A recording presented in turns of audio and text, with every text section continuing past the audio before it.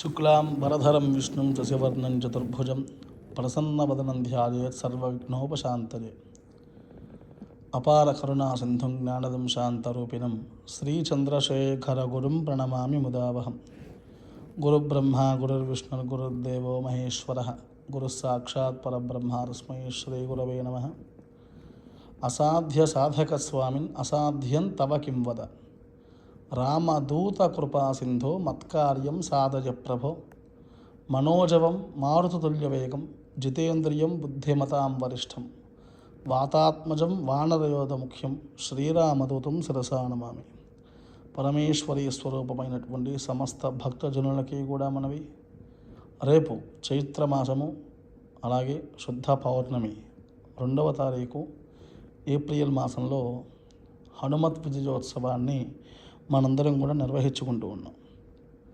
కొంతమంది కొన్ని ప్రాంతాలలో హనుమత్ జయంతి రేపు చేస్తూ ఉంటారు. అలాగే ఉత్తరాదిలో కూడా రేపే హనుమత్ జయంతిని సాధారణంగా చేస్తూ ఉంటారు. కొంతమంది మరి హనుమత్ జయంతి ఎప్పుడు అంటే దానికి ఒక ప్రమాణం ఉంది. ఏమిటి అంటే పరాశర సంహితలో చెప్పారు. ఏమని చెప్పారు? వైశాఖే మాసి కృష్ణాయాం దశమ్యాం మందవాసరే.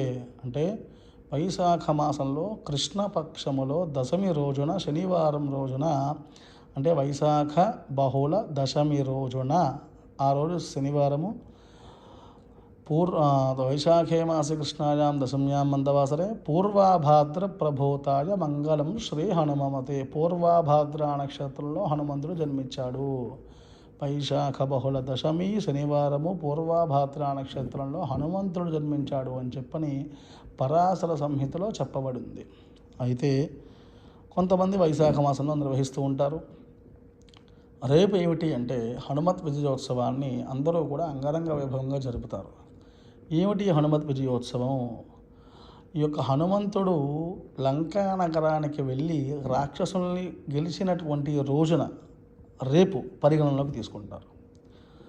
అయితే మరి ఏం చేసుకోవాలి? రేపు ఏం చేయాలి అంటే, ముందుగా మీ అందరూ కూడా మనకి భయము, ఆందోళన, అలాగే ఒక విషయంపై ఆసక్తి, కోరిక ఏమున్నా సరే హనుమంతుడు త్వరితంగా నెరవేరుస్తాడు.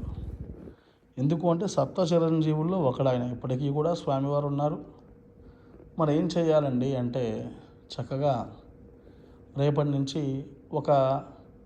వీలుంటే ఒక 11 రోజులు, లేదా కనీసంగా ఒక 9 రోజులు ప్రతినిత్యము కూడా రేపటి నుంచి దేవాలయ దర్శనం చేస్తూ ఉండండి. హనుమంతుడిది చేసి హనుమాన్ చాలీసా, ఈ యొక్క చాలీసని ఈ మధ్య సామాజిక మాధ్యమంలో కూడా పెడుతూ ఉన్నారు. హనుమాన్ చాలీసా సంకల్పం అని. సరే, ఆ సంకల్పాన్ని చేస్తూ దానితో పాటు నేను ఒక శ్లోకం చెప్తాను. మీ కోరిక ఏదైతే ఉంటుందో దానికి స్వామికి అసాధ్య సాధక స్వామిన్ అసాధ్యం తవ కిం వద. రామదూత కృపా సింధో మత్కార్యం సాధయత్ ప్రభో. అంటే ఏంటి అంటే అసాధ్యమైనటువంటి కార్యాలు కూడా సుసాధ్యం చేసేటువంటి ఓ హనుమానికి నమస్కారము. నా కార్యాన్ని కూడా సుసాధ్యం అంటే నా కార్యాన్ని కూడా సుసాధ్యాన్ని చెయ్యండి అని దీని యొక్క అర్థము. కాబట్టి ఒక సంకల్పాన్ని పెట్టుకుని రేపటి నుంచి హనుమంతుల వారిని ఆరాధించండి. పోనీ 11 రోజులు 9 రోజులు చేయలేని వాళ్ళు రేపు ఉదయం చక్కగా శుచిగా స్నానం చేసి మంచి వస్త్రాలు ధరించి హనుమంతుల వారికి ప్రీతికరమైనటువంటి అపోపాలు అంటే అప్పాలు, స్వామివారికి ప్రీతికరమైనటువంటి పానకము, అలాగే అరటి పండ్లు ఇవి నైవేద్యం పెట్టి నిష్ఠగా చక్కగా మనస్సులో మీకున్నటువంటి కోరిక స్వామివారికి విన్నవించుకుని మనస్ఫూర్తిగా వీలైతే 11 సార్లు లేదా 21 సారి ఎంత వీలైతే అంత వీలుగా హనుమాన్ చాలీసా పారాయణ చేసి దానితో పాటుగా శ్రీరామ నామాన్ని కొద్దిసేపు జపం చేయండి. ఇలా చేసిన ఎడల వెంటనే పిలిస్తే పలిగేటువంటి దేవత ఆంజనేయ స్వామి.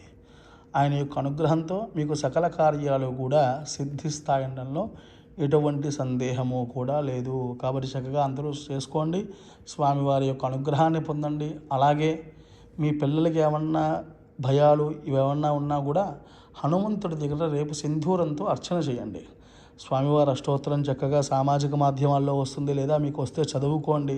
సింధూరంతో అర్చన చేయండి. ఆ సింధూరాన్ని బొట్టుని ప్రతినిత్యము కూడా పిల్లలకి కానీ మీరు కానీ పెట్టుకొని పడుకున్న ఎడల మీకున్నటువంటి ఏమన్నా భయభ్రాంతులున్నా తొలగిపోతాయి. పీడకలలు ఏమన్నా ఉంటే అవి మీ దరిచేరవు. నిత్యము హనుమంతుల వారు తోడుగా మీకు ఉంటారు. కాబట్టి ఈ ప్రకారంగా రేపు ఆచరించి సంపూర్ణమైనటువంటి హనుమదానుగ్రహాన్ని పొందండి. శుభం భూయాత్. శ్రీమాత్రే నమః. లోకా సమస్తాః సుఖినో భవంతు. స్వస్తి.